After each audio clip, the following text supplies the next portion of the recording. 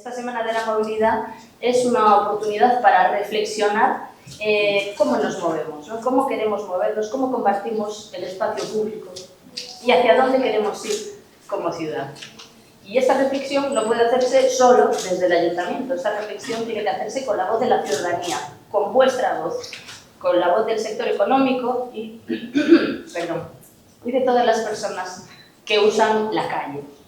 La jornada de hoy, por tanto, comienza con la empresa EPTIS, con la compañía EPTISA, que está haciendo el estudio de transporte urbano de la ciudad para sacar, como sabéis, esos pliegos del nuevo mapa de líneas, el nuevo contrato de transporte urbano, y dentro de ese contrato de redacción de pliegos hay una parte de actualización de los datos de movilidad, es decir, actualizar el Plan de Movilidad Urbana Sostenible de 2013.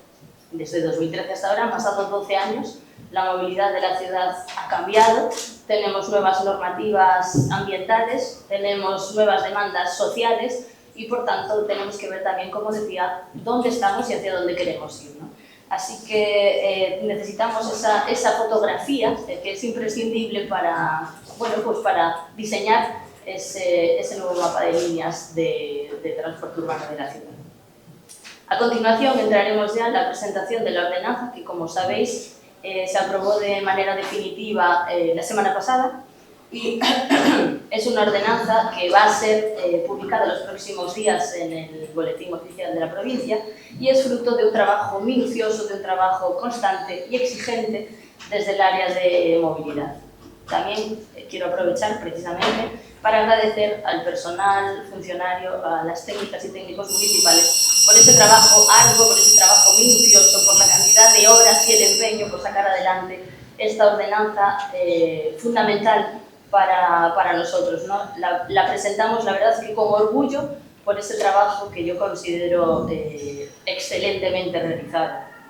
Se trata seguramente de la normativa más extensa, de mayor envergadura de las que tenemos en el Ayuntamiento, de ahí que haya sido tan difícil y tan costoso sacarla adelante, ¿no? Es muy, digamos, ambiciosa y moderniza regulaciones que habían quedado obsoletas como normativas de circulación, de transporte e incluye otros aspectos que no estaban regulados como la ocupación del espacio público, del dominio público. Y al final unifica esos criterios que estaban dispersos o se estaban resolviendo con instrucciones internas. Era necesario dar este salto y ofrecer, como digo, ese marco actualizado, coherente y ambicioso para responder a la ciudad, a la Coruña del presente, pero también a la Coruña del futuro. La ordenanza establece una nueva jerarquía de movilidad en donde se sitúa, digamos, en la parte alta de la pirámide de la jerarquía, las personas viandantes. En segundo lugar, bicicletas, vehículos de movilidad personal, después transporte público y finalmente el vehículo privado. Pero, y que quede claro, esto no significa restar derechos a nadie, sino ordenar ese uso del espacio público de una manera democrática. Por tanto, una movilidad, conseguir tratar de llegar a esa movilidad más justa y más sostenible. Los datos nos muestran que este camino funciona y así lo dice el Informe de Seguridad Ciudadana del año 2024, que nos indica que el número de accidentes sobre los años anteriores se ha reducido en un 40%. Por tanto, como digo, vamos por el buen camino, porque esto no es fruto de la casualidad, esto es fruto de una estrategia que pone a las personas en el centro y que combina normativa, planificación y actuación en la calle. Quiero detenerme en algunos ejemplos, alguno que tenemos cercano. Por ejemplo, la reurbanización de la calle San Andrés, ese bulevar con reminiscencias del siglo XIX, que por supuesto generó dudas al inicio, ¿no? Las obras siempre son molestas, ya lo sabemos, y en este caso también los miedos, ¿no? a los cambios, a la pérdida de plazas de aparcamiento. Pero creo que a día de hoy es una percepción unánime que San Andrés ha cambiado, pero para mejor, para revitalizar el comercio, para favorecer la movilidad y, por tanto, para crear un espacio mucho más atractivo para ser vivido, para ser disfrutado y para ser, caminado, ¿no? Y en paralelo también tenemos diversas actuaciones en los barrios, eso lo sabéis bien desde las asociaciones, actuaciones que hemos ejecutado y que seguimos ejecutando y que siguen esta misma línea. hacer a Coruña una ciudad más humana, más accesible y más sostenible. Una ciudad donde caminar sea seguro, sea agradable, donde usar la bicicleta o el transporte público sea cada vez más sencillo y donde el vehículo privado, por supuesto, también tenga su lugar, pero sin imponerse sobre los demás. En suma, ese esfuerzo por democratizar el uso del espacio público. Y en definitiva, el sentido de esta ordenanza, pues ya lo dice su palabra, es ordenar, modernizar y garantizar que el espacio público se use de manera compartida y segura para todos, para viandantes y para vehículos también. Una ordenanza que no es un fin en sí misma, sino que es una herramienta que nos ayuda a avanzar hacia esa ciudad que queremos. Una Coruña más justa, más moderna, más verde y, por supuesto, más cohesionada.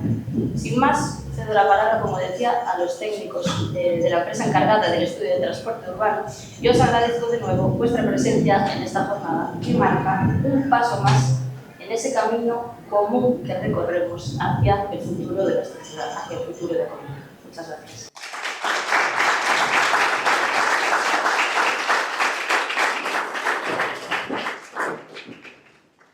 Bueno, grazas, concelleira. Benvidos a todos. Como decía Noemí, o acto de hoxe, o foro de hoxe, está dividido en 3 partes. A nós tócanos, digamos, facer un resumo breve da evolución da mobilidade dende o ano 2012, que foi cando se fixo o traballo de campo relacionado co Plan de Mobilidade de 2013, ata agora, co traballo de campo que estamos realizando no Estudio Técnico Integral do Transporte Urbano da cidade da Coruña. Posteriormente haberá unhas pinceladas da nova ordenanza de mobilidade, ás que tedes que estar moi atentos, porque despois na parte participativa vai haber un examen no que se puntuará ao que máis preguntas acerte, como se fose o examen de conducir, de alguma maneira tamén intentando pois, que non redactar aquí, no que non se convirta isto nunha relación de artigos na que nos durmamos todos. Voume presentar, eu son Javi Vázquez, acompáñame Pablo Alonso, que formamos parte da empresa Eptisa, que xunto con CPS fomos os adxudicatarios do Estudio Técnico Integral do Transporte Urbano da Coruña, coa colaboración dos nosos colegas de Delova, que agradezo a Isma a súa presencia relámpago hoxe aquí. Elaboramos, digamos, o traballo de campo no que pretendemos actualizar a mobilidade da cidade a 2024, 2025, onde, entre outras cousas, fixemos 13 encontros participativos, nos que con moitos de vós nos vimos as caras, onde asistiron máis de 500 persoas, tivemos máis de 1.600 aportacións na dinámica participativa, máis de 300 aportacións na caixa de suxestións, 400 aportacións no correo electrónico que se abriu, e no que participaron prácticamente 80 entidades que forman parte do día a día da cidade. Ademais de todo eso, realizamos un traballo de campo no que empregamos ferramentas como os datos de posicionamento anonimizado de telefonía móvil ou unha enquisa de máis de 3.000 participantes, unha enquisa domiciliaria, na que obtivemos os datos que hoxe vamos a expoñer e que vamos a comparar co documento de referencia da mobilidade da cidade que sigue vixente, que é o Plan de Mobilidade do 2013, que cuxo traballo de campo é do 2012. Como decía a concelleira, xa pasaron 13 anos dende o traballo de campo ata agora e vamos a expoñer un pouco como funcionou esas medidas que se foron levando a cabo en ese momento. Vale, hola a todos. Voume levantar porque creo que vaiseme ver mellor. Tamén vou poder ver a presentación e así tamén me permite interactuar con vos un pouco. Bueno, antes de nada, moitas gracias por estar todos aquí. Agradezco tamén ao Concello que organizara este foro, todas as actividades que organizou a Semana de Mobilidade, porque nos como técnicos de mobilidade, a verdad que para nos isto é un orgullo poder presumir de que a cidade ten actividades por 7 días da Semana da Mobilidade. Vía onte unha noticia de que España é o país da Unión Europea na que máis cidades se celebra a Semana Europea da Mobilidade. Pues Coruña é unha delas, non? Bueno, como comentaba o meu compañero Javi, hoxe imos a facer unha viaxe por ese pasado da Coruña da mobilidade dende o 2012, no que se elaborou esa enquisa domiciliaria de mobilidade para o PEMUS, que se aprobou no 2013, ata o día de hoxe. Vamos a sacar 3 fotografías de 3 enquisas distintas. A do 2012, unha que se fixo intermedia do 2017, que non é exactamente como tan comparable como a do 2012, é esta que se fixo para o estudio do transporte público no 2025, pero que nos sirve un pouco tamén para mostrar un pouco como era esa mobilidade no 2017, así como paso intermedio entre esos 13 anos. E para empezar, gustaríame lanzarnos unha pregunta que se algún se anima, pois contestades e non vou ir como os profesores, xa que estamos nun colegio, vou ir a un de vos e vou vos a señalar e vades a ter que contestar. Canto viaxes credes que se dan un día laborable tipo, un día laborable medio, nunha cidade, na Coruña? Viaxes en todos os modos, viaxes, desplazamentos. Cantos desplazamentos credes que se producen na Coruña nun día laborable? Un mércoles, por exemplo, de marzo do 2025. Estamos a falar de viaxes de persoas que entran na Coruña e viaxes de persoas que saen na Coruña, é dicir, viaxes que só teñen que ver con Coruña. Alguén se anima? Damos unha cifra e só vamos por o Gran Prix a patata quente. 5.000. 5.000, moito máis. 50.000. Moito máis. 300.000. Moitísimos máis. 1 millón. 1 millón. Quen dixo 1 millón? Vamos che dar 2 puntos máis no cuestionario de cuerda ordenante. Andamos no entorno de 1.200.000, 1 millón de viaxes que teñen que ver ou relacionados con Coruña. Claro, esas viaxes, evidentemente, non todas se producen dentro do municipio. Hai xente que vive na Coruña e que se desplaza a outros sitios de España, non? Que porcentaxe dese millón de viaxes credes que se producen solamente dentro da Coruña? É dicir, viaxes que se orixinan na Coruña e que o seu destino é a propia cidade, o propio municipio, vale? Que porcentaxe de viaxes? Xa non digo números. La mitad. Un poquinho máis da metade, o 60%. Creo que Arce. Moi ben. Ten 2 puntos máis no vídeo seguinte. Pois sí, estamos a falar de que máis ou menos 750.000, 600.000 viaxes se producen só internamente dentro do municipio e o restante, o 40%, son viaxes que saen e viaxes que entran. E poderíades decir cal credes que é o municipio con maior relación con Coruña? É dicir, cal é o municipio Oleiros, non? Escoitei por aí. Correcto. O primeiro é Oleiros e o segundo? Culleredo. Bueno, ao mellor algún xa asistiu incluso aos encontros que fixemos de transporte público e le sabe a resposta. É así, correcto. Como podedes... Problemas ten, pero marcharía a electricidade outro vez, non? Sí, que llevo todo el día. No, porque si no... Vale. Pero, como podes ver na diapositiva, perdón, pois na Coruña temos ao longo dun día laborable tipo en torno a 1.200.000 viaxes, dos cales 750.000 son viaxes que se producen internamente, ao restante, máis ou menos aproximadamente 200.000 viaxes ou desplazamentos son entradas e outros 200.000 son saídas. As relacións principais, como podes ver na diapositiva, son con Oleiros principalmente, Culleredo e tamén con Arteixo. É algo, pues, bueno, que se conocer estes datos, probablemente calquera de vos podía deducir vendo pues, como se pongan a P9 ou a ponte pasaxe nun día normal, non? En canto a relacións internas, que xa non me atreven a preguntar, aunque a mellor algún tamén non sabía, en canto aos distritos, pois podedes ver que as maiores relacións en canto aos desplazamentos son entre o distrito 7, que é o distrito onde maior población vive da Coruña, e o distrito 4, que é un distrito tamén con moita vida, que engloba toda a zona de Sánchez, Plaza de Vigo, Plaza Galicia, pero tamén os propios desplazamentos, os propios baixes dentro do distrito 7, que é ese distrito, bueno, que abarca desde os Castros, o Castrillón, Elviña, Mato Grande, e tamén moi importante a estación de tren, que move moitos desplazamentos, e o Marinela City, que todos sabemos como se pon a Marinela City, non? E seguimos. Esta, digamos, que é a situación actual, pero ahora mismo vamos a retroceder ao pasado, ese 2012, cando non había FEMUS, cando se estaba pensando, falábase de facer ese plan estratégico para mellorar a mobilidade futura da Coruña, para lograr entender como chegamos a esta situación, non? Porque a todo agora, nesta diapositiva, só vimos o número de desplazamentos, pero sabemos como se move a cidadanía da Coruña, pero non sabemos en que ou en que modo se move, non? Entón, para chegar a esa resposta, primeiro imos a saber como nos movíamos no 2012. Pois no 2012, para a elaboración do PEMUS, elaborouse unha enquisa domiciliaria de mobilidade na que se preguntou ás persoas empadronadas en Coruña sobre distintas preguntas. Unha delas pois, era o número de desplazamentos que facían nun día laborable, no día laborable anterior ao día da enquisa, por exemplo, e en que modo de transporte facían. Ben, pois desa enquisa sai que se facían nun día laborable medio en torno a 500.000 de desplazamentos, só internamente na Coruña. É dicir, faltarían os externos. Pero, bueno, isto danos unha idea do que creceu a mobilidade desde 2012 ata o día agora. Aproximadamente un 65%, no, perdón, un 33%. Destes desplazamentos, a maior parte deles, como son desplazamentos internos, tamén non sería difícil de decir por calquera de vos que son desplazamentos a pé, porque a pesar de que calquera de nós empregue o transporte público, o ben autobús, ou qualquer outro modo de transporte, taxi ou tren, ou incluso vehículo privado, todos somos peóns. Todos temos que desplazarnos ata ese modo de transporte a pé. Séguelle o vehículo privado con 37%. Acordadevos destos porcentaxes porque depois imos a comparar. Ten unha diapositiva tamén comparativa, pero bueno, se temos en mente é moi interesante que os tenemos.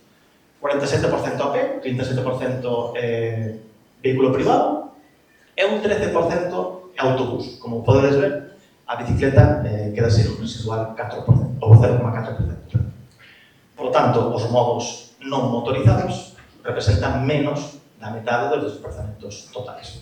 A imaxe que vedes á dereita é moi representativa, representa mediante un modelo de simulación de tráfico cal serían, digamos, os fluxos de vehículos e tamén a saturación das vías nun día laboral medio. Podemos ver como está Alfonso Molina, Linares Rivas, incluso o Porto, e demais. Temos en conta que isto se elaborou no 2012, a mellor había vías que non existían. En un entorno metropolitano, porque claro, a pesar de que non é representativo de toda a mobilidade do entorno metropolitano, solamente é representativa dos viaxes que fan as persoas da Coruña hacia o entorno metropolitano. Sin embargo, na imaxe que vimos anteriormente, sí que se representaba absolutamente todos os desplazamentos que tiñan que ver con Coruña. No entorno metropolitano estaríamos falando de en torno a 200.000 desplazamentos que fan os residentes na Coruña. Evidentemente, prima máis o vehículo privado, os modos motorizados, claro, para desplazarse no entorno metropolitano que os viaxes a pé. Pero que pasou no 2012? No 2012, por sorte, houve unha cousa, ou intentouse apostar por elaborar un plan de mobilidade urbana sostible, que non é máis que un plan estratégico que intenta recabar unha serie de medidas, actuacións, para mellorar a mobilidade na cidade. Básicamente, todos os planes son casi iguais, os principais objetivos que perseguen son fomentar os modos de transporte sostibles, reducir o consumo de enerxía e mellorar en sí a calidade de vida a toda a cidade. Este plan, non quedou en saco roto, das 72 propostas de actuación que incluía dentro deses 10 planes de actuacións, máis ou menos máis do 80% das actuacións están executadas ou en curso de ser executadas, e as que non se executaron, que non se prevé executar, é porque, basicamente, o paradigma da cidade cambiou, xa non existen os patróns de mobilidade que existían antes da pandemia, evidentemente, a cidade mudou moito, desde 2013, por iso, porque tamén se está apostando agora por actualizar tamén estes datos e ver como estamos con respecto a ese ano. Todos os PMUSes incluen unha serie de escenarios ou horizontes esperados nos cais os técnicos que elaboran o estudo prevén un pouco como vai evolucionar a mobilidade a futuro. Básicamente, se elaboran dous escenarios. Un escenario no cal non se prevé a aplicación de PMUs, é dicir, un escenario no que seguiría crecendo a mobilidade e os patronos de mobilidade sin implementar ninguna das medidas de PMUs, sin apostar por modos de transporte sostible, sin fomentar o transporte público, ademais, é outro escenario no que se aposta por, ou no que se estima a mobilidade que surxiría se aplicaran todas as medidas de PMUs, é un escenario con PMUs. A ver, o escenario con PMUs, que se estimaba no 2013 a 10 anos vista, 2024, que xa pasou, evidentemente, isto actualmente non é así, é moi optimista. Isto tendemos a facelo moitos técnicos a futuro cando prevemos algo de nivel optimista sempre. Entonces, evidentemente, agora, veremoslo a continuación, pero ya se da pé, non representa a mitad dos desplazamentos oxalá. Pero se no 2012 se creía que por unha cidade como Coruña podría chegar a mitad dos desplazamentos a pé e incluso o transporte urbano a case un 19%, é por algo. Entonces, eu creo que esta é a imaxe, o reflexo, a fotografía que a Coruña debería apostar ou na que se debería mirar a futuro. Sin embargo, os técnicos sí que preveían que se non se implementaban ninguna das medidas de PMU, se non se apostaba por medidas de transporte sostible e demais, os o vehículo privado seguiría ganando cabida nos desplazamentos día a día, os viaxes a pé baixarían dese 47%, como os comentaba antes, ao 43%, e o transporte urbano tamén decrecería un arco. Por lo tanto, seguirían ganando os modos motorizados, non? Pero, gracias a Deus, pues, bueno, isto sería para o entorno metropolitano, que, como digo, pues, a primar o vehículo privado. Isto nunca é un saco roto, evidentemente, pues, os diferentes gobernos municipais puñeronse as pilas e foron implementando diferentes medidas. Esta é a imaxe que vos comentaba, como podes observar, os desplazamentos a pé melloraron un pouquinho, pasamos dese 37 a un 38%, mentres que o vehículo privado decreceu un pouco, está ben, tamén subiu un pouco o autobús urbano. Ainda así, os modos motorizados siguen representando moito peso, teñen moito peso nos desplazamentos diarios da Coruña. E ben, chegamos ao 2025. Como estamos na actualidade? Este é o resultado da enquisa domiciliaria de mobilidade que se elaborou con motivo dese estudo do transporte público que estamos a facer e que se elaborou nos meses de marzo, maio e xuño. Actualmente, a mobilidade a pé dentro da Coruña sigue representando ese 47% dos desplazamentos, pero o número absoluto son moitos máis viaxes, porque, como recordaredes, os desplazamentos en Coruña creceron, pasamos de medio millón de viaxes a 750.000. Por lo tanto, realmente, hai moitos máis viaxes a pé. Que gañou tamén? Pois os desplazamentos en bicicleta. Prácticamente se multiplicou por 4 o porcentaxe de desplazamentos en bicicleta. En número de desplazamentos son moitos máis, porque este 1,7 non aplica sobre o medio millón, aplica sobre os 750.000. Entón, digamos que os desplazamentos en bicicleta ou vehículos de mobilidade peatonal tamén subiu moito. E tamén subiu o autobús urbano, pasamos de un 13 a un 16%. Temos máis de mellorar en todos os aspectos, sempre se pode mellorar. Pero creemos que a situación actualmente cambiou moito e para mellor dende o 2012. Neste comparativo podemos ver mellor os diferentes números, os diferentes porcentaxes de reparto modal, dentro do 2012 e 2025. Está un pouco sombreado en amarillo do 2017, por eso de que digo que non é representativo da mobilidade interna da Coruña, pero bueno, sirvenos un pouco para ver ese paso intermedio. Sobre todo, sí que vai ser máis representativo, quizás, no transporte público, no vehículo privado. Nos desplazamentos a pé, a considerar esas enquisas a nivel metropolitano, vai haber moita xente que, claro, non fixe desplazamentos a pé, ou considerou que non facía falta mencionarlos, por ter máis prioridade, digamos, os desplazamentos metropolitanos. Pois o porcentaxe é menor dos desplazamentos a pé. Entón, como podemos ver, mantéñese máis ou menos o porcentaxe de desplazamentos a pé no ano 2025, a pesar de que, como digo, o número de desplazamentos é moi superior ao 2012. Incrementouse, sí, eso sí, o porcentaxe de desplazamentos en transporte público, desde un 14 a un 13%, e tamén en bicicleta, como digo, 0,4 ou 1,7. Estamos lonxe non, bueno, temos marxe de mellora, digamos, a ese escenario que esperábamos técnicos no 2012 que se podría chegar a cumplir se se implementaran todas as medidas do PEMUS, pero como digo, este escenario é, bueno, idílico, digamos que para cumplirlo habría que facer moitas máis cousas das que veñen no PEMUS. Pero bueno, resumindo, creo que vamos polo bo camiño, a mobilidade mellorou moito nos últimos anos na Coruña, tamén cambiou non só o número de desplazamentos, senón a forma na que nos movemos. Cada vez máis bicicletas, vemos todos pola calle, non facía falta que tiñan estes datos. Tamén hai moitos máis vehículos de mobilidade personal, os buses, estáse usando cada vez moito máis. Entón, con isto podemos concluir que o PEMUS realmente foi unha ferramenta moi boa e chave para mellorar e fomentar a mobilidade sostible na cidade. Realmente a mobilidade é un dos maiores retos que temos a futuro na Coruña en calquer cidade de Europa e de España. E non só é unha cuestión de transporte, tamén é unha cuestión de saúde e de calidade de vida. Por lo tanto, eu gustaría lanzarvos unha pregunta. En que cidade queredes vivir? Queremos parecernos máis ao escenario esperado implementando as medidas do PEMUS? Ou preferimos que sigan as tendencias de mobilidade que había antes de implementar o PEMUS? Nada máis, moitas gracias.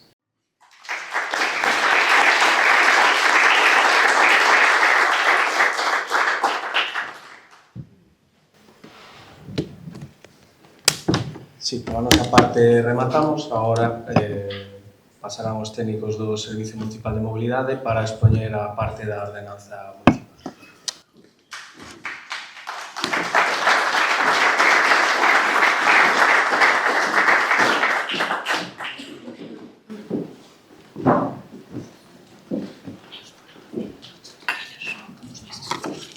Esta pretende ser unha mesa, non, explicativa un pouco das novidades e desas características da ordenanza de mobilidade, sobre todo deso que se palpa na cidadanía, esas dúbidas ou desas achegas que se foron incluindo e que consideramos que é relevante, pois, bueno, recordar ou aclarar. Neste caso, falaremos un pouquiño deses aspectos e despois daremos paso a unha rolda de preguntas por si alguén quere preguntar algo concreto. En principio, como digo, está enfocado á cidadanía en xeral, entón, se hai algunha pregunta de índole un pouco máis técnica, sempre podemos concertar unha reunión en mobilidade e falar do tema, non? Se é unha cuestión, como digo, demasiado técnica. Entón, bueno, gustaríame presentar, porque antes Javi de Ptisa dixo os técnicos, en realidade, como vedes, son as técnicas, tiña que dicilo, e vou nas presentar. A miña esquerda, en primeiro lugar, Dolores Ferreiro é a xefa de servizo da Concellería de Mobilidade. A continuación, bueno, vou saltar, María del Mar Maroño, ela é a xefa de unidade de dominio público e Araceli é técnica de mobilidade na nosa Concellería. Elas formaron parte, ademais de outras persoas, nesta redacción de ordenanza que, como digo, foi un traballo laborioso de moitísimas horas e todas esas achegas, porque xa non só o documento inicial, sino ese período de alegacións que se abriu, de achegas, de suxestións, supuxo un traballo incansable para poder sacar adiante a ordenanza no tempo máis breve posible, porque estamos a falar que recibimos 33 alegacións, cada unha delas con moitísimas cuestións, estamos a falar da orde de 200 cuestións, e antes comentaba con alguén que ademais esas cuestións ás veces eran incongruentes, eran opostas entre sí. Que tiñas unha alegación, o que intentamos facer é estimar o maior número das que puidemos, non, que nos encaixaban, pero en moitas ocasións nos atopábamos que unha alegación dunha asociación iba encaminhada nun sentido, correxíase a ordenanza e a continuación outra alegación de outra entidade dicía totalmente o contrario. Entón, claro, tiñamos un montón de disyuntivas para aclarar e para tomar decisións, non? E, bueno, consideramos que o resultado é esa ordenanza mellorada desde que aprobamos inicialmente, porque puidemos estimar todas estas alegacións que, ao final, o que fan é perfeccionar o documento que xa tiñamos feito, non? E, por tanto, esta ordenanza, ao final, é froito do diálogo e froito do traballo e colaboración de todas e de todos. Así que tamén vaya por diante ese agradecemento nas achegas que nos foron chegando ao longo deste tempo. Entón, para comenzar, bueno, supoño que resulta interesante, eu xa adiantei antes na presentación, por que era necesaria esta ordenanza, así que voulle preguntar a Araceli. Bos días. Por que, bo día, Araceli, por que era interesante e necesario? A redacción da Ordenanza de Mobilidade Sostible, a nova ordenanza, é necesaria...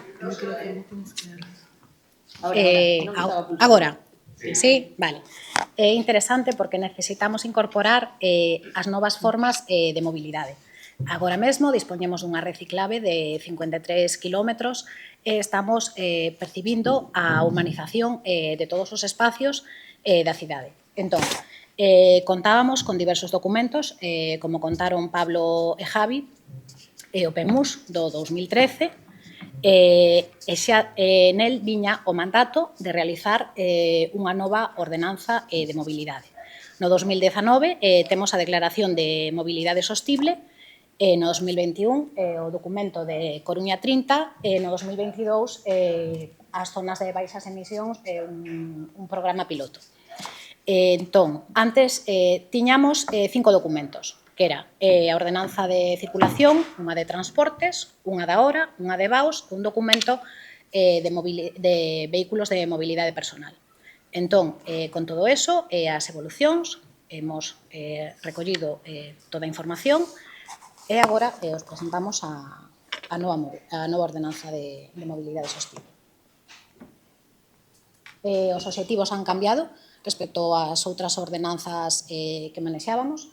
Entón, os obxectivos fundamentais son sustentabilidade, seguridade e accesibilidade. Veñen perfectamente aliñados cos obxectivos de desarrollo sostenible da Axenda 2030. O enfoque tradicional, por exemplo, no caso da ordenanza de circulación do 2003, esta ordenanza centrábase no tráfico, no motor, era unha mobilidade centrada nos fluxos. Agora nos centramos nas persoas, nos centramos na mobilidade, na accesibilidade, os peóns como protagonistas e os peóns diversos. A continuación, relacionado coa introducción que fixo Noemí, explicaríamos a nova xerarquía da mobilidade. Sí, porque falamos de xerarquía e parece que estamos impoñendo uns sobre outros, non? Pero antes xa creo que deixei claro, non? Que aquí non se trata de que un sexa o primeiro e o outro sexa o último, sino que todo o mundo circule, camiñe e se desplace e se mova con seguridade pola cidade. Tanto as persoas viandantes como os VMP como as bicicletas. Cada quen ten o seu espazo. Todos e todas tivemos que ceder algo, pero ao final o resultado é que todos e todas podamos movernos pola cidade con seguridade e, como dicías agora, sempre baixo ese prisma de accesibilidade universal que, vamos, o noso culmen, onde queremos chegar. Entón, explícanos por que é necesaria tamén establecer esta xerarquía.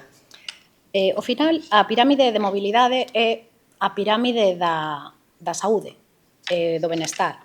Entón, poñemos na parte superior os peóns. E nós, como técnicos, o que imos facilitar é que cada modo se poda desenrolar no ámbito no que é competitivo. Por exemplo, non sei se vos fixastes antes de entrar no mapa de Coruña Minuto, aí temos unha relación dos movementos que podemos facer e dos minutos que levaría cada tramo. É unha axuda. Por exemplo, quilómetro e medio é moi fácil facelo andando. Son aproximadamente un pouco máis de 15 minutos. O seguinte sería unha mobilidade activa, pero en bicicleta. Moitos desplazamentos son de desplazamentos de 3-5 kilómetros. Aí a bici é moi competitiva. En caso de terreo con pendente, temos a bicicleta asistida.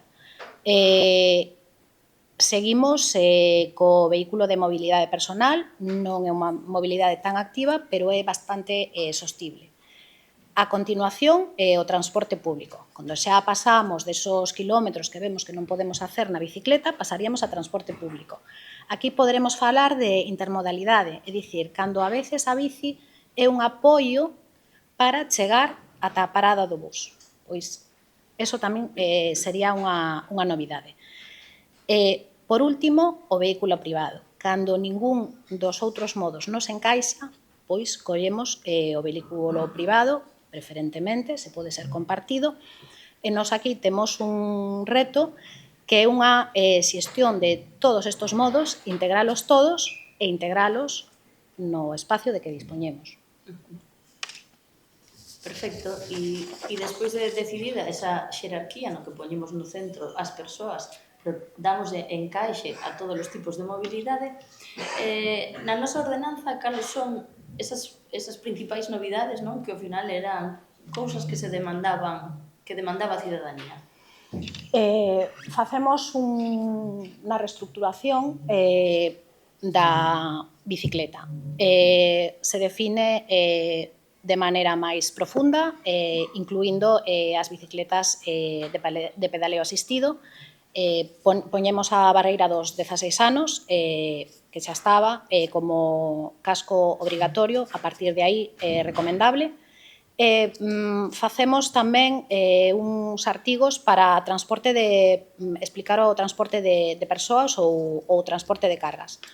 Ata 7 anos podemos levar os nenos nun sillín adaptado E no caso dos remolques, temos os remolques homologados.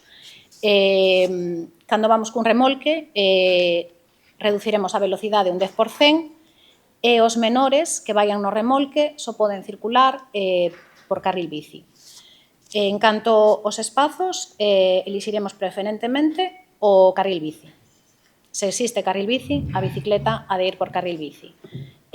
Poñemos aí as velocidades máximas, que falaremos despois de velocidades, 20 km/h. En caso de non existir carril bici, iremos por calzada. Ciclocarril a 30 ou, se non hai ciclocarril, a velocidade da bicicleta podería chegar ata 45 km/h. Prohibición nos túneles, a non ser que teñamos un carril bici protegido. A maneira de circular é polo centro do carril. Isto é unha das cousas que apareceu na última modificación da Lei de Tráfico. A Lei de Tráfico dicía circular por a dereita o máis pegado posible ao borde da calzada, pero engadía que reglamentariamente podería regularse de outra forma, e nós aquí xa regulamos, é dicir, para que as bicicletas non teñan o peligro de que un coche abre a porta que está aparcado, pois xa estamos dicindo que o correcto é circular polo centro do carril. Ten restriccións, non poden ir por acera, por beirarrúa, a non ser que sexa un menor de 12 anos acompañado dun adulto. Para as zonas de uso compartido, tipo prazas, teríamos que regular nos poñendo unha sinalización. Se non hai sinal, non se pode circular por prazas ou espazos deste tipo, sempre como máximo a 10 km/h. Outra novidade é a regulación dos vehículos de mobilidade personal. Temos a barreira dos 16 anos, pero aí é o mínimo para usalo. É casco sempre. Seguro obrigatorio, velocidade nun rango de 6 a 25 km/h. Os espazos parecidos aos da bicicleta, un carril bici preferentemente. Se non hai carril bici, poden ir por calzada, pero nunca por beirarrúa ou por zona peonil. Ademais, se introduce a mobilidade activa como concepto. Un cambio de enfoque, pasamos do tráfico á mobilidade, isto inflúe no diseño do espacio público e tamén na redefinición das velocidades. Se introduce o concepto, se desenrola o concepto de zonas de baixas emisións, que explicará Docha a continuación, e introducimos tamén a sustentabilidade ambiental para dar resposta aos problemas do cambio climático e aliñándose con cumprimento das obrigas da Unión Europea e as obrigas estatais.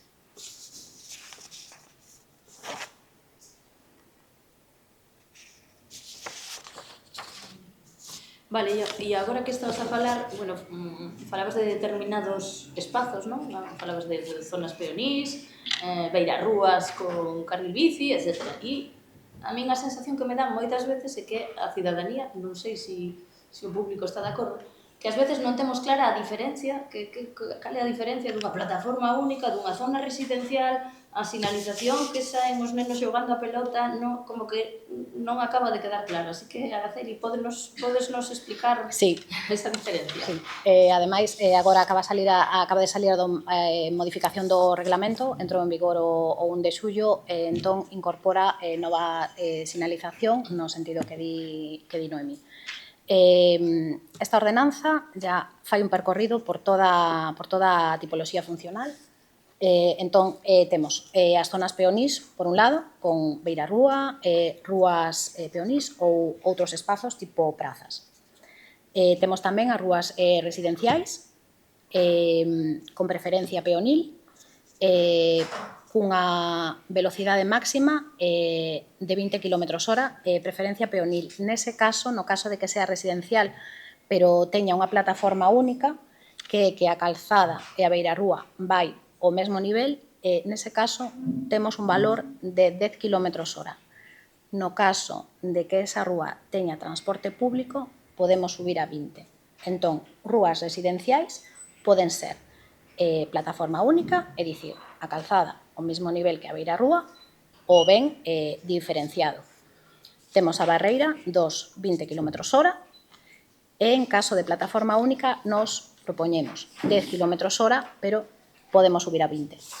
Todo isto imos velo máis adiante cuns gráficos e todo isto tamén se vai recoller despois nas preguntas a ver se quedou claro.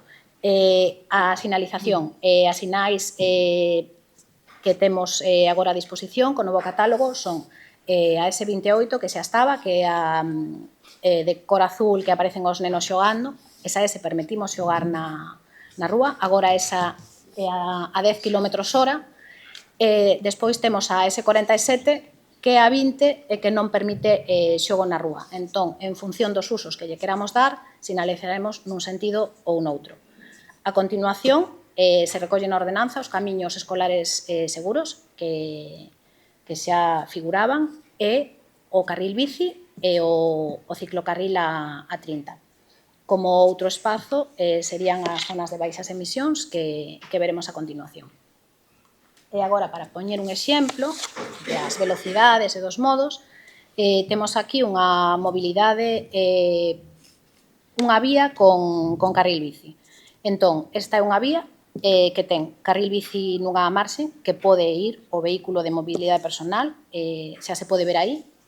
A señora non ten casco, ten que levar casco. Ten unha separación porque hai un carril de aparcamento, entón, vedes que deixamos unha separación aí, un carril de circulación nun sentido e 2 carrils de circulación no outro. O que vemos aí á esquerda é un carril 30, entón xa vedes que comparten o autobús coa bicicleta, en este caso. Entón, agora, imos poñer as velocidades. 30 para o bus e a bicicleta, 50, porque hai 2 carriles, se podría baixar a 30, en outro carril bici a 20, en este caso, aparece sinalizado a 20 o vehículo de mobilidade personal.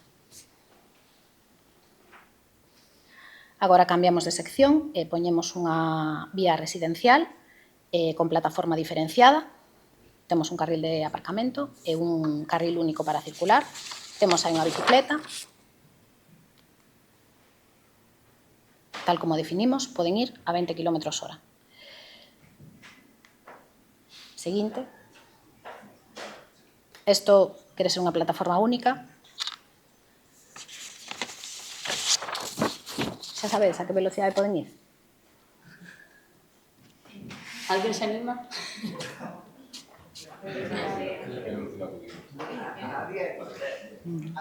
Os dous? Sí, moi ben. A ver, estudié eso, sí. Moi bien, que estudié, moi bien. Vale. Agora temos a mesma plataforma única, pero é unha vía con transporte público.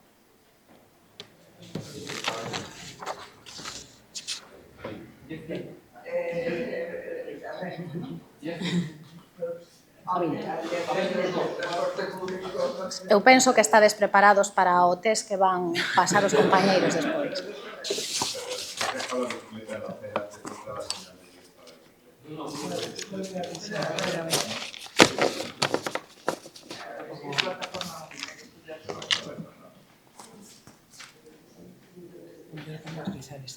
Coges este. Bueno, moitas grazas, pois haberá que estudiar, Fíxate esa lección aprendida. Eu teño que recoñecer que ainda teño que estudiar un pouco, Non sei se pasarei o test. Porque, como dicían, vai haber un test, despois ao rematar.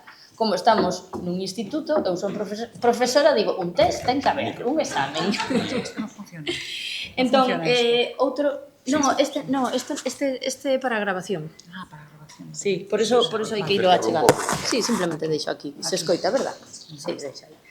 Pois, neste caso, pasamos a... Bueno, vai nos respostar Dolores Ferreiro, que antes escoitastes Docha, porque todo o mundo lle chama Docha. Entón, Docha, houbo moito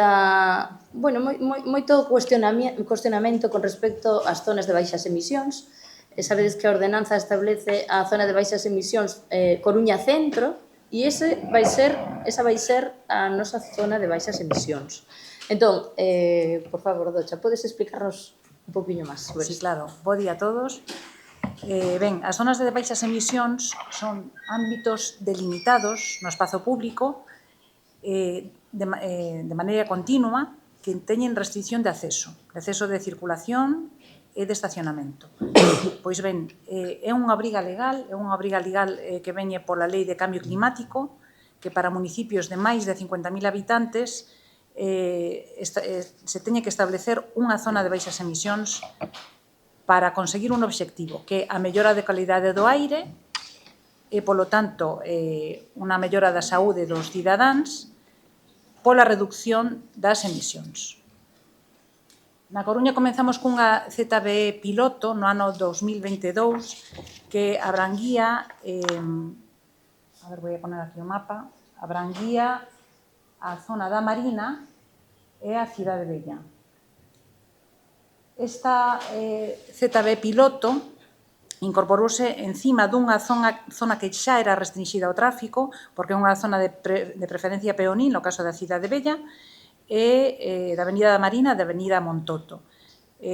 Polo cal non se estableceron restricciones a maiores das que xa había dende o ano 2018. O que facemos na ordenanza é ampliar un poquinho esta ZBE, chamamos ZBE Centro, e ampliamos o ámbito de afección a toda a zona que é de pescadería, de rúas peonís de pescadería hasta a Rúa da Estrela, con Santa Catalina. Entonces, os límites serían San Andrés, a Estreita de San Andrés, San Agustín, Praza das Atochas, General Alesón, e o borde todo da Cidade Vella, Paseo Parro, Maestranza, Paseo General Señor Mur, digamos a Paseo Marítimo, ata o Cantil do Peirao, incluindo xa dentro dela a ZBE piloto inicial que tiñamos no orixe. Pois ben, cales son as restriccións que se establecen nesta ZBE Centro? Pois as restriccións son as mesmas que tiñamos antes, cun pequena ampliación do horario de carga e descarga para vehículos con determinado etiquetado ambiental. Temos o transporte público colectivo, os taxis na Marina, Montoto ata Porta Real e Cidade Vella, os servizos públicos cunha limitación pola dimensións das rúas en Cidade Vella, que son os 8 metros. Despois, carga e descarga, mantemos horario de 6 a 11 para todos os vehículos, pero ampliamos de 5 da mañá a 12 do mediodía para vehículos eco e cero emisións. E, por último, os vehículos autorizados, por exemplo, os que teñen garaxe no ámbito afectado. Tamén as bicicletas e VMPs, coa precaución, co establecemento das normas para rúas peonís que se establecen na ordenanza, porque neste ámbito de preferencia peonil hai moitas rúas, as de pescadería, que son peonís ao 100%. Pois ben, na ZBE Centro, cando esta ordenanza entre en vigor, colocaremos estes paneis nos accesos rodados da ordenanza, onde poden verse as velocidades e as posibilidades de acceso, onde xa se inclúen ese etiquetado, vou para atrás,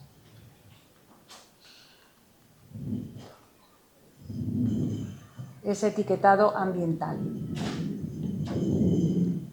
Pois ben, despois temos unha serie de rúas monitorizadas en toda a cidade, seguro que vistes as cámaras e os paneis, na Ronda de Outeiro, Ronda de Nelle e Juan Flórez. Estos datos que se están recollendo coa monitorización destas vías serán datos que nos axuden a monitorizar o tráfico na cidade, pero tamén datos a futuro para posibles ampliacións en función da normativa que en cada momento sexa de aplicación. Hai que decir que temos monitorizado tamén a calidade do aire, temos unha rede de vigilancia ambiental na cidade, temos un punto aquí mesmo na Praza de Pontevedra. Por sorte, todavía non superamos os límites que a normativa impón como non como non admitidos. O sea, estamos dentro dos límites da normativa de aplicación. Ben, entón, bueno, como explicaba a Docha, temos esta ZBE Centro, que en realidade non establece ningunha limitación a maiores, porque xa tiña as súas propias limitacións. De feito, o que engadimos é unha ampliación no horario de carga e descarga para vehículos eco. Entón, esa sería a única diferencia nestas zonas que xa tiñan as súas restriccións. E con respecto ás rúas que monitorizan, como di Docha, sírvenos para saber o estado do tráfico da cidade e saber cales son as emisións. Porque na actualidade a Coruña, como dicía Docha moi ben, estamos dentro de todos os límites de contaminantes. Non sabemos cales van ser os límites no futuro, pero neste momento a calidade do aire é óptima. Pero nós temos que asegurarnos que vai seguir sendo óptima no futuro. Polo tanto, de aí que veñen todas estas actuacións, a ordenanza, o calmado de tráfico, todo isto redunda en saúde para as persoas, porque ao final eso é o que temos que conseguir, mellorar a saúde e o estado da calidade do aire que nos vai afectar, de acordo? Entón, en principio, zona centro é a nosa zona de baixas emisións. Contaminantes, non superamos ningún. A calidade do aire está dentro dos límites permitidos. E así vai seguir sendo, pois, ata que haxa un cambio. Pero, co que estamos a facer, conseguimos mellorar esta calidade do aire, aínda que non fixera falta. Ben, e dito isto, como vexo que xa te adiantabas aí nas transparencias, imos falar un pouquiño tamén desas novidades con respecto á regulación dos aparcadoiros municipais. Contanos un pouquiño. Sí. Non tiñamos no Concello ordenanza que regulase os estacionamentos municipais e concesións, os aparcadoiros subterráneos que temos na cidade. Recreo. Non tiñamos, agora? Sí. Non tiñamos na Coruña ordenanza que regulase os estacionamentos municipais en concesión, os estacionamentos subterráneos que temos na cidade, nin os futuros. Entón, incluímos un título, o título séptimo, na ordenanza, para regular estes edificios que son públicos, se gestionan en concesión, e introduximos unha serie de novidades, como, por exemplo, a necesidade de incorporar puntos de recarga eléctrica en proporción de un punto de recarga eléctrica por cada 40 plazas, a obriga de presentar anualmente un informe das instalacións do aparcadoiro, en concreto e sobre todo da rede de baixa tensión e da rede da infraestructura contra incendios, un certificado emitido por organismo de control autorizado, o OCA, que garanta a seguridade da instalación, a posibilidade de instalación de caixas de correos para a distribución urbana de mercancías de última milla e a posibilidade de establecer estacionamentos para bicicletas. Entón, tamén se regula, bueno, neste título, as obrigas das persoas usuarias tamén, as obrigas da concesionaria, pero tamén as obrigas das persoas usuarias. Isto é unha novidade completa. Ben, Vale. e por falar de outras novidades que temos aquí, representantes das asociacións do taxi, cales son esas novidades que se introduciron na ordenanza? Algúnas delas non estaban na aprobación inicial, pero grazas a esas chegas si se incluíron na definitiva. Cales son estas novidades? Bueno, temos unha legislación autonómica que xa abrangue moitas das cuestións que aplican ao taxi, que é a Lei 4/2013 de autonómica, que tivo unha modificación importante no ano 2023, e nos o que fixemos na ordenanza é aplicar normas complementarias a esta ordenanza que se aplican aquí na cidade da Coruña, non? Entón, bueno, temos medidas como a inspección bienal dos vehículos, a ampliación de dereitos e deberes, pois dereito a decidir sobre o uso da climatización, por exemplo, que isto era moi demandado, deber de prestar axuda a persoas con mobilidade reducida.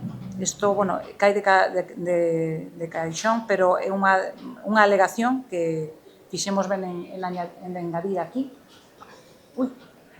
Despois, os cambios no procedimento de renovación para aptitude profesional, autorización de expresa para colocar publicidade e autorización para circular por vías peonís sempre que o servizo sexa para unha persoa con mobilidade reducida, e comunicando a Policía Local o servizo, porque claro, as rúas peonís non poden circular vehículos, pero sí que fixemos esta excepción para os taxis que leven as persoas con mobilidade reducida.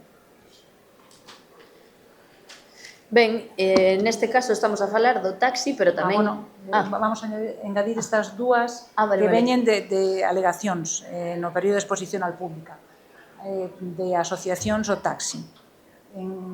A persoa usuaria poderá escoller entre os dous primeiros taxis da cola da parada.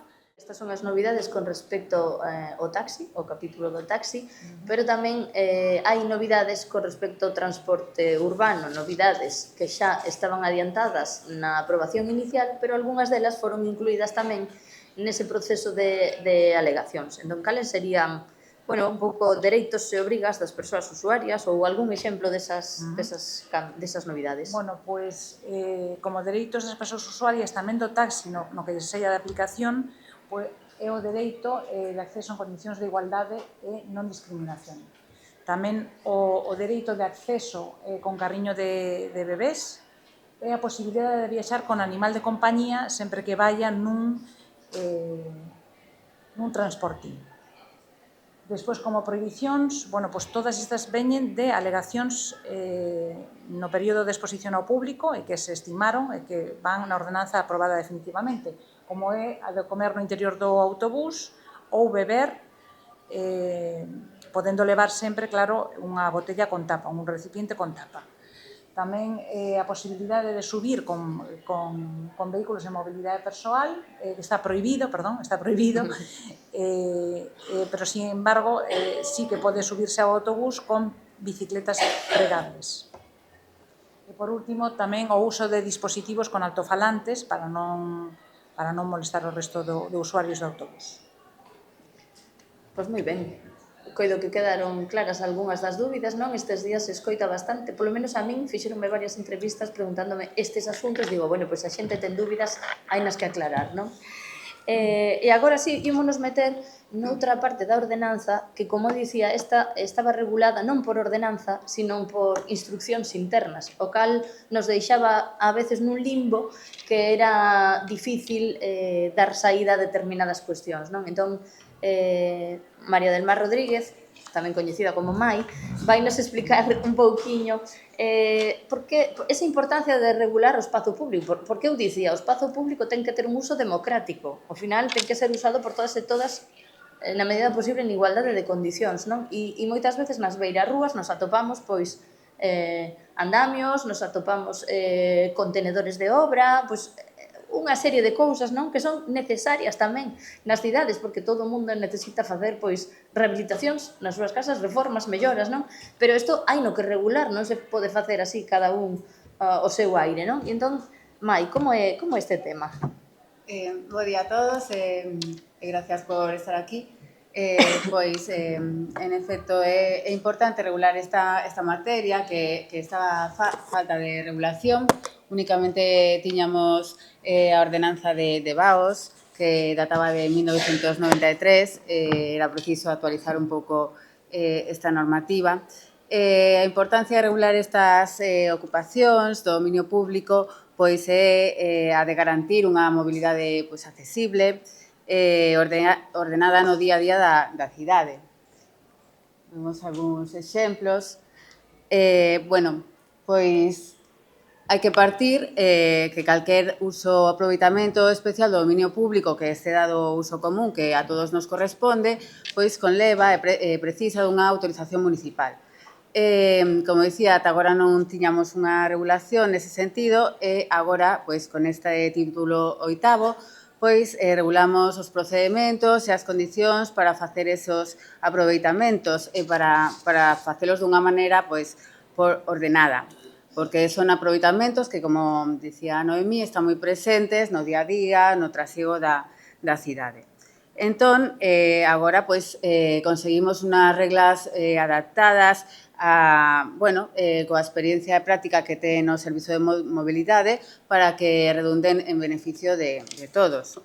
Cabe decir que aínda que tamén supón un aproveitamento especial do dominio público, o que é a materia das terrazas dos establecementos de hostelería, pois non están reguladas nesta ordenanza, senón que son obxecto dunha ordenanza específica da complexidade e amplitude da materia.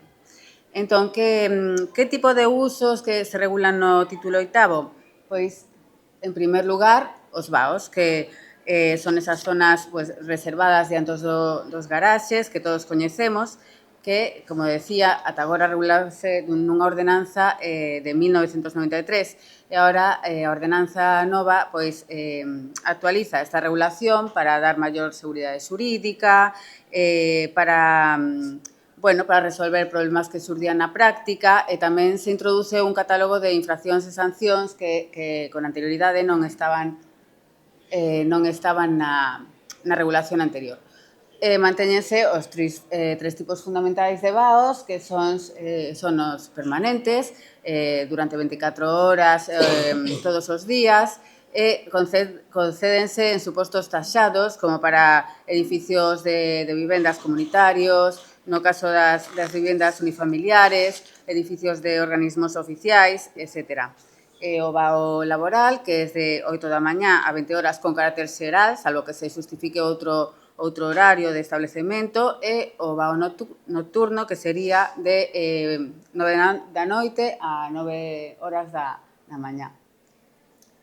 É moi importante, un requisito importante que a finca, o inmoble, para o que debe prestar servizo a reserva de espacio, o vao, ten que ter un título que o habilite para a garda de vehículos, para evitar riscos innecesarios ou usos indebidos tamén. Por outra banda, tamén se regulan neste título 8º as reservas de espacio anuais, que son as que teñen, por exemplo, hospitais, centros educativos, organismos públicos, para facilitar o funcionamento dos seus servicios. Tamén se poden conceder justificadamente a negocios privados, seguindo un procedimento que se establece a tal efecto na ordenanza. Por outra parte, tamén se regulan as reservas temporais de espacio.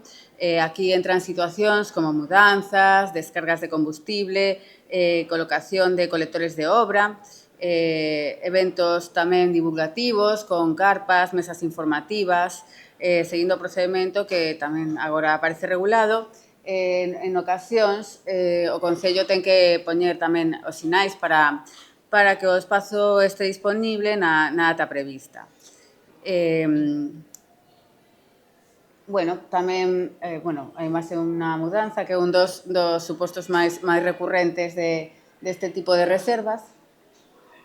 E tamén se regulan, como outro uso, a ocupación con valos, andamios e casetas de obra. Regulase o procedimento, tamén introdúcense medidas para controlar mellor a permanencia destas instalacións, por exemplo, a obriga de expor un documento informativo de autorización, telo visible, tamén se limitan as prórrogas que poden pedir aos interesados, a posibilidade de impoñer multas coercitivas, se non se retira cando corresponde. E, por último, tamén se regula, como novidade, a publicidade que se coloca mediante as bandeirolas nos farois municipais e tamén nos tótems ou prismas publicitarios. Pero, é importante dicir que nestes casos, este tipo de publicidade de elementos só serven para aqueles eventos de interese municipal, tales como concertos, festivais, a carreira da muller, a Enki, pero non para publicidade privada, que esta irá nas canles habilitados a tal efecto, como nos mapis das paradas de buses, nos paneis de publicidade exterior.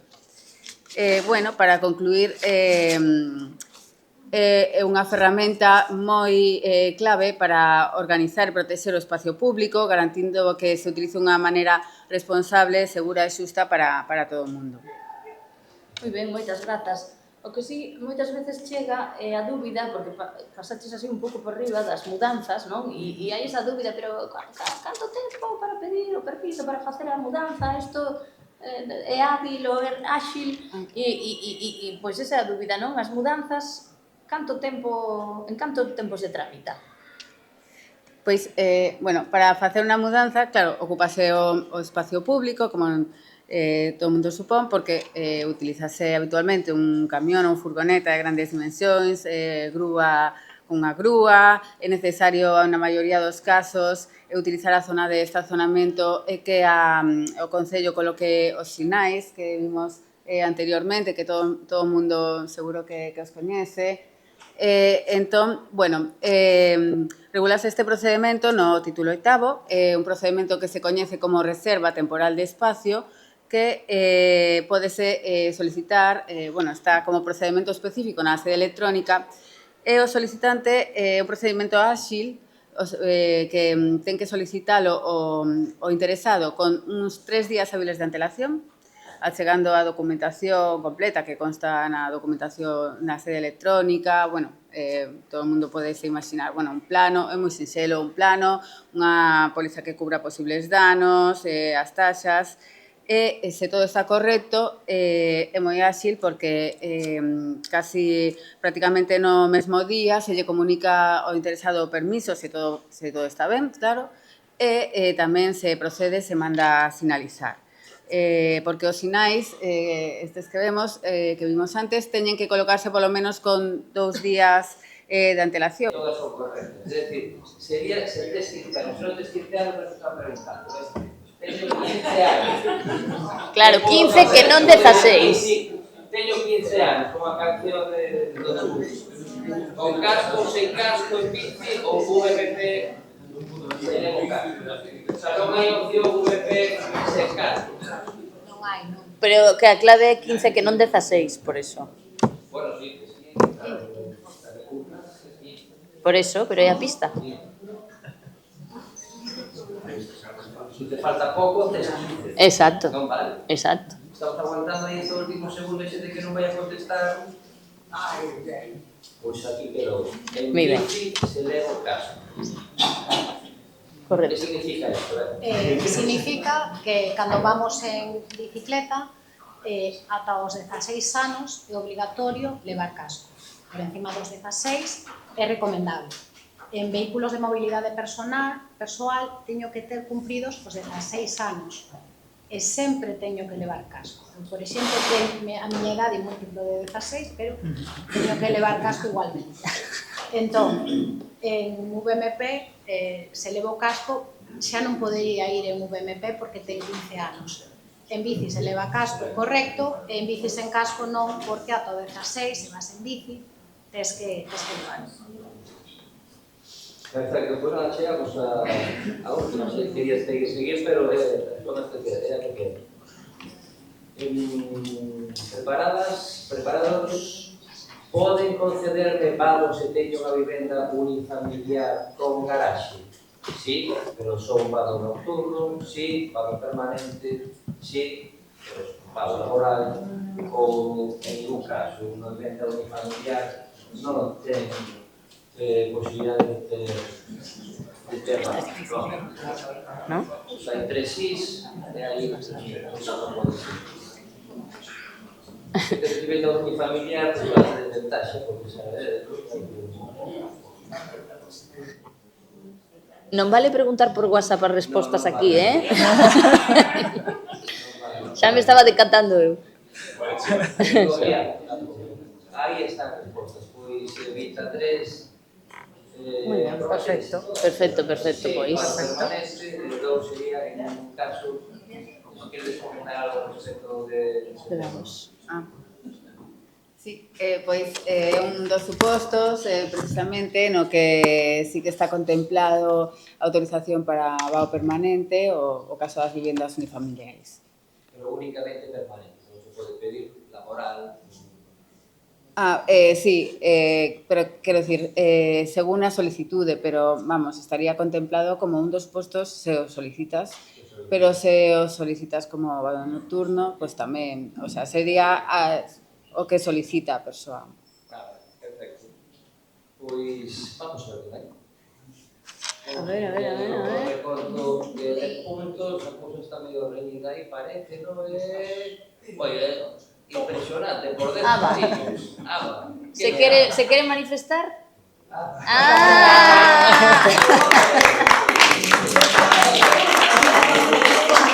Bueno, Bueno, a verdade é que claro, ela ten ventaxe, pero bueno. Pero vimos que estaba a cousa como moi igualada, ¿no? Aí moi ben. 10 puntos a Lola, que bueno, se quedaría aí. Parabéns, no, darlle as grazas e a noraboa. Que estivo esa persoa moi atenta. Pois por a nosa parte, por o xogo, Sí. Moitas grazas. Pois agora sí, coa explicación que fixemos da ordenanza e este pequeno test que nos serviu de refresco, ¿no? para actualizar e bueno, e ao final afianzar eses coñecementos, ¿no? Non sei se alguén ten algunha pregunta, porque agora temos, pues, bueno, cerca de 20 minutos para preguntas, se alguén ten algunha dúbida ou consulta. Eu teño unha dúbida no tema do carril bici, cando é carril bici... Un segundo, que temos micro. Eso. Sí, lo suficiente, pero... Carril bici tienes que ir por el carril bici. Cuando hay carril bici tienes que ir por el carril bici. A dúbida é no caso de que haxe carril bici, é obligatorio circular por carril bici ou intenta poder ir por a calzada? Sí, é obligatorio ir por o carril bici. Nos, en casos excepcionais que queramos facer algún cambio, poderíamos sinalizar en contra coa sinalización vertical, pero por defecto, se hai carril bici, polo carril bici. Porque a dúbida é, se pasa máis de 20, ou non podes ir por carril bici, entón podes ir por a calzada. Claro, aí está a dúbida. Sí. No, aquí neste caso, se hai carril bici, obligatorio carril bici. O que di a ordenanza é eso.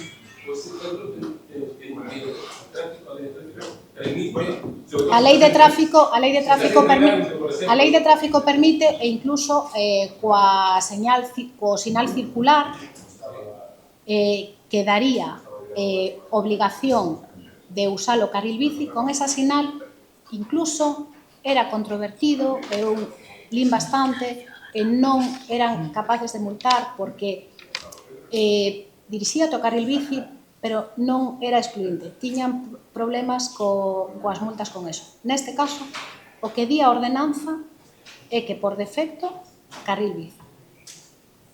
Sí, creo que Docho vai explicar un pouco máis alá, porque era unha cousa que supervisou Seguridade Cidadá e fixeron fincapé. Sí, fixeron fincapé en esta cuestión, facendo paralelismo coa normativa de tráfico no caso dos arcéns, ¿no? Que din que cando hai un arcén hai obrigatoriedade de ir polo arcén. Pero, bueno, esta foi unha cuestión discutida nas alegacións, sobre todo, fixemos consulta a Seguridade Cidadá que insistiu precisamente en esta medida, en que cando hai carril bici, as bicicletas vayan polo carril bici. ¿Yo puedo hacer algo? Sí, está aí atrás, despois Luisa. Para cumplir esta normativa, precisamente, habrá que saber a qué velocidad va uno. ¿Cómo lo puede saber? Las bicicletas, por ejemplo, municipales no tienen velocímetro. Entonces, uno va en la bici y tenemos a Musa. Las nuevas bicis de Bici Coruña sí marca la velocidad. Sí, las nuevas bicis tienen velocímetro y las viejas están limitadas a 25 horas. Entonces vas a estar en el límite ahí. O sea que no se podría ir por la calzada en una bicicleta municipal a 40. Es imposible, la bici no da.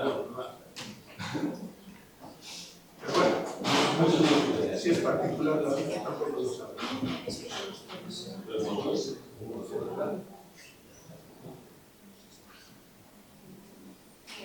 Luisa. Bueno, la pregunta relacionada con carril bici, con los vehículos de los VMP, con las bicicletas, relacionada con todo. Bueno, ya que se aprueba la ordenanza, y habrá que hacer una campaña de vigilancia, ¿vale? Hay mucha en la zona, sobre todo que yo controlo, zona Cuatro Caminos con la Sagrado Torres, eso Fernando Ramón y Cajal. Las bicicletas suelen ir por el carril bici en sentido contrario, ¿vale? Entonces tú tienes que salir de un coche o de un taxi y tienes que mirar para los 2 lados, porque van en sentido contrario, porque les es más cómodo, porque van en otra dirección, y te ves más es beneficioso ir en sentido contrario. Y luego, yo voy a hablar, poner calles, habrá otras en la ciudad, pero hay calle Marchesi, que es una calle peatonal, ahí los patinetes eléctricos van a la velocidad que les da, suben, bajan, y lo correcto es que se bajen del patinete o de la bicicleta y vayan con ella andando, ¿no? Entonces yo lo único que pido, si se aprueba la ordenanza está aprobada, que algún control tendrá que haber sobre eso, ¿no? Pienso yo, ¿vale? Eso es una sugerencia que hago yo porque sabéis que yo soy la espinita esa que se pelea por la mano. Sí, en este caso había alguna alegación al respecto, pero la educación cívica, la pedagogía no se incluye en una norma jurídica. Entonces, digamos que tiene que ir paralela, efectivamente. Ya están previstas esas campañas y, de hecho, también hay asociaciones aquí que ya están trabajando en eso, Moviliza Stop Accidentes. Y desde el Concello, por ejemplo, estamos hablando, como estamos en un centro educativo, dentro del plan Coruña Educa ya hay esas campañas de concienciación, ¿no? Y con respecto a la vigilancia, ayer José Manuel Rico, el jefe de policía, que creo que conocéis, nos comentaba que se ha incrementado este último año un 200% las sanciones a bicicletas por circular indebidamente, ¿no? Quiero decir que esas campañas de vigilancia ya están en marcha. Es cierto que puntualmente se hace más hincapié, pero ahora, como aprobamos una nueva ordenanza, lo lógico es empezar por esas campañas educativas y de concienciación. Y después, más adelante, si fuera necesario, ya iríamos a otro tipo de medidas. Pero sí, sabemos de la problemática en el alcalde Marchesi y en otras vías peatonales. Y sí, la misma María Pita, o sea, eso es así. A mí me has adelantado los hechos. Estoy totalmente de acuerdo. Es decir, conocimiento de esta norma obligatorio, hay que hacer campañas y muchas. Es verdad que a nivel de educación podemos hacer. Dado el horario de clases, ¿no? de la materia curricular, es difícil, pero no imposible. Entonces, bueno, hay que ponerlo fácil. Que una directora o una profesora diga, pues esta asociación viene y yo me lo encajo en esta hora de educación física. Entonces, pero hay que tratar de hacérselo llegar de una manera fácil, que lo vean posible. Y desde luego asociaciones como las vuestras están avaladas por el Concello, con lo cual eso también facilita. Bueno, pues si no hay más preguntas, de nuevo agradeceros que hayáis pasado la mañana aquí con nosotras y nosotros en este marco, como decíamos, bueno, tan importante y tan simbólico para la ciudad. Muchas gracias por las aportaciones pasadas, presentes, y estoy segura que en las futuras contamos con vuestra ayuda.